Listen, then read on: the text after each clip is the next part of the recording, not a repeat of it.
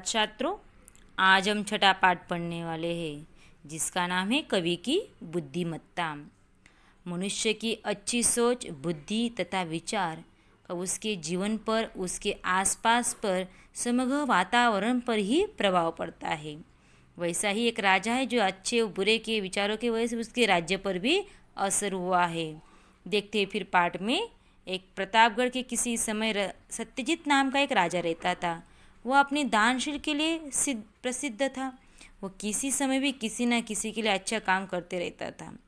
राज्य के कुछ सामंत थे। सामंत यानी बड़ा ही जमींदार लोग वो थे। राजा के जो अच्छा कार्य किया करते थे, दान कार्य, उनको अच्छा ही नहीं लगता था। तो वो अक्सर ही राजा को दान पुण्य करते समय हतोत्साहित किया करते थे। हतोत्साहित यानी जिसका उत्साह भंग किया जाए, ऐसे वो जो बड़ा जमींदार लोग थे, सामंत, वो ऐसे ही कार्य किया करते थे। इसलिए राजा के विरुद्ध ही हमेशा इसी तरह वो ताकते रहते थे, जैसे वो राजा किसी न तरह नीचा दिखाया जाए।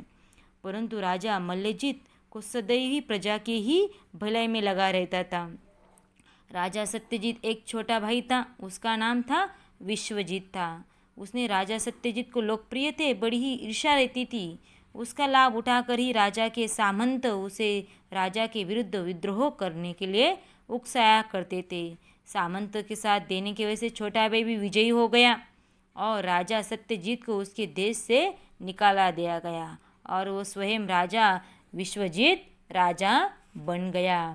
और उसी वक्त उस कष्ट की घड़ी समय भी राजा सत्यजीत जनता के कुछ न कुछ अच्छा कार्य करता रहता था, दान कार्य करता रहता था।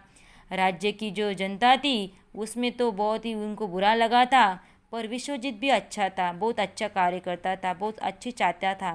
पर प्रजा को डराने के लिए वो लोगों को विश्वजीत सामंत के वजह से वो डराने लग गया और उनको कड़ा नियंत्रण रखने लग गया और उनको समझाया गया। और उनको वजह से ही, जो सामंत के सलाह के वजह से ही राजा के ऐसा सब पुरस्कार बोलने का दे दिया कि राजा कोई भी हमारे सत्यजीत को सिर काट कर लाएगा उसे 1 लाख रुपया पुरस्कार दिया जाएगा। ऐसा वो विचार उसके मन में देने लग गए और वो सचमुच विश्वजीत ने ऐसी घोषणा करवा दी। सत्यजीत की प्रशंसा के तो कवि बहुत ही थे, क्योंकि उसने अच्छे कार्य किए थे जीवन भर में। वो बड़ा ही बुद्धिमान था वो कवि, और कवि ने उसके ही राजा के विश्वजीत को सबक सिखाने का निश्चय कर लिया।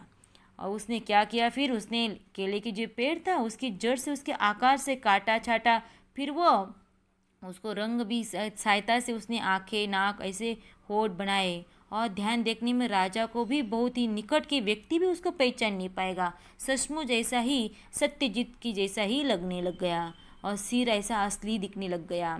कोई भी वो नकली है ऐसा कोई बोलेगा ही नहीं। उसको कपड़े के अच्छी तरह से उसने लपेट लिया और कवि ने राजा विश्वजीत के दरबार में ले गया। उसने दरबार में जाने के बाद राजा की प्रार्थना की कि महाराज, मैं एक कवि हूँ। राजा सत्यजीत तो अपनी दानशील के लिए बहुत ही जग प्रसिद्ध थे, परंतु मैं तो बहुत गरीब हूँ, इसलिए आपकी घोषणा में सुनकर ही मैं आपकी दरिद्रता दूर करने के लिए आपके पास आया हूँ। मैं आपके बड़े भाई अर्थात राजा सत्यजीत के पास में गया था मांगने के लिए, पर उन्होंने मुझे कहा कि वे उनके पास अभी कुछ भी धन नहीं है, परंतु उन्होंने कहा कि जो मेरा सिर है काट कर ले जाओ और ये आपने जो मेरा भाई है विश्वजीत को, छोटा भाई को दिखा दो। वो दिखकर अवश्य तुमसे प्रसन्न होकर तुम्हें पुरस्कार दे देगा, 1 लाख रुपया तो दे ही देंगे। इसीलिए भगवान राजा जी, आपके पास मैं सिर काट कर लाया हूँ। अब आपके ये वचन के पालन के कीजिए और मुझे पुरस्कार हुआ 1 लाख रुपया दिलवा दीजिए। ये कहकर कवि राजा को अपनी गठरी दिखलाई।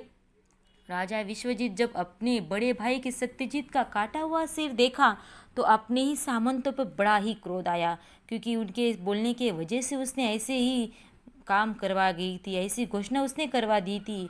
अब उसे अपने बड़े भाई की जो दुर्दशा उसके वजह से हुआ था, इसकी वजह से विश्वास हो गया कि भाई मेरा भाई सचमुच दानशील है, इसकी वजह से उसने मेरा खुद का उसने सिर काट कर दे दिया यहाँ पे।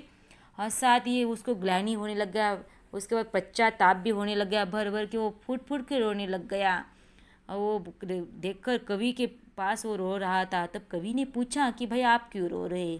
कि भाई मुझसे बड़े ही बुरे कार्य हुए हैं, मैं बड़ा ही पापी हो गया हूँ, मेरे वजह से मेरा भाई का सिर काटा गया, पूरी जनता मुझसे दुखी है, ये भाई की दुर्दशा मेरे वजह से हुई है और कोई मुझे पसंद नहीं करता है। ऐसा उसके वजह से वो रोने लग गया। मैंने सब कुछ खो दिया है जीवन में, ऐसा वो इसलिए वो रोने लग गया।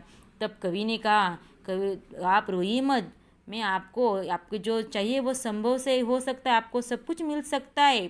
सिर्फ आप विश्वजीत ने बोला कि भाई आप राजा, आप इस मंत्रों की शक्ति है मेरे पास, जो इसके वजह से आपका जो भाई है वो जीवित हो सकता है, इसके लिए आप रोना बंद कर दीजिए। और ये कहकर रवि विश्व जो कवि था, कवि ने विश्वजीत को अपने साथ लेकर जंगल में लेके गए। और जब वन में गए तो सत्यजीत के दिखाया कि भाई आपका जो भाई है जीवित है। ये देखकर विश्वजीत बहुत ही प्रसन्न हुए, उनके आंखों में तो आनंद के ही आंसू बहने लग गए। उन्होंने सत्यजीत को पैरों पे गिरकर उसके माफ़ी मांगने लग गए, जो मैंने गलत कार्य किया उससे वो माफ़ी मांग रहे थे। सत्यजीत ने फिर से सिंहासन पर बैठाया गए। उन्हें दुष्ट जो सामंत थे उनको कड़ा ही दंड दिया गया और कवि को खूब ही आदर सत्कार दिया गया और उनको जनता पे फिर से अपने प्रिय राजा पाकर सभी जनता सुखी हो गए। और इसके वजह से बच्चों, कोई भी बुरा कार्य करता है तो उसका बुरा ही असर होता है। मनुष्य को अपनी अच्छी सोच रखनी चाहिए, बुद्धि का विचार भी अच्छे विचार रखने चाहिए, उसकी वजह से आसपास का वातावरण भी अच्छा होता है। अच्छे और बुरे के विचारों से सभी बाकी के लोगों पर भी फर्क पड़ता है। और अपना सत्यजीत अच्छा था, इसकी वजह से उसका भी अच्छा हुआ। धन्यवाद छात्रों।